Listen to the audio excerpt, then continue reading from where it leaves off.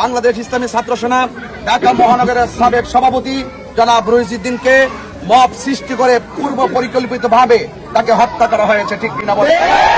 আমরা এটাও দেখেছি, তার উপরে মিথ্যা অভিযোগ তোলে তাকে গণপিটুনি দিয়ে থানার মধ্যে সুপর্দ করা হয়। থানার প্রশাসন আমার রহিসউদ্দিনের চিকিৎসা না করে সেখানে তাকে আটকে রাখা হয়, সেখানে চিকিৎসার অভাবে সেখানে সে মৃত্যুবরণ করে। কথা বলেন ঠিক? আমি মনে করি এই হত্যাকাণ্ডের পিছনে দুর্বিসন্ধিমূলক ষড়যন্ত্র রয়েছে।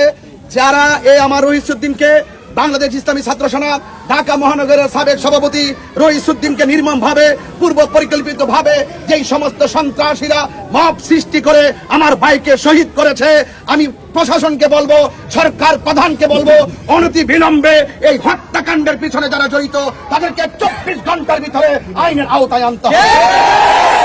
এবং যদি আইনের আওতায় আনা না হয়, এই মুহূর্তে রহিসউদ্দিনের লাশ সেই গাজীপুর থানায় প্রবেশ করতেছে। বাংলাদেশের আপামর সুন্নি জনতাকে বলবো, আমরা খানকায় বসে থাকার দিন শেষ হয়ে গেছে। আমাদেরকে বিপ্লবী হতে হবে, সংগ্রামী হতে হবে।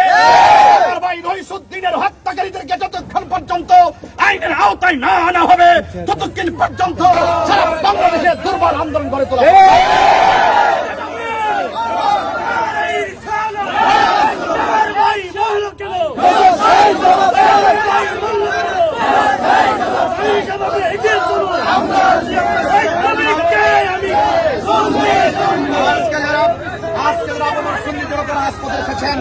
আপনাদের সকলকে বলবো, প্রস্তুত থাকুন লড়াইয়ের সংগ্রামে, বিপ্লবে হককে প্রতিষ্ঠা করার জন্য, অন্যায়ের বিরুদ্ধে এবং অপশক্তির বিরুদ্ধে আমরা সব সময় অনড় ছিলাম।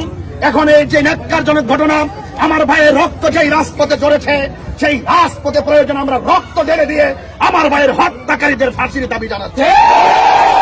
আমার ভাইকে অন্যায়ভাবে হত্যা করেছে, তার দৃষ্টান্তমূলক শাস্তি দিতে হবে।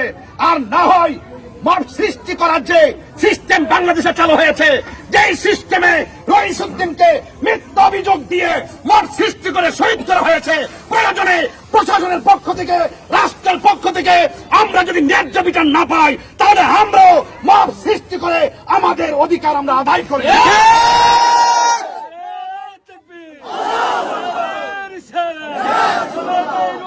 মাল্লা কেন মাল্লা কেন চলো।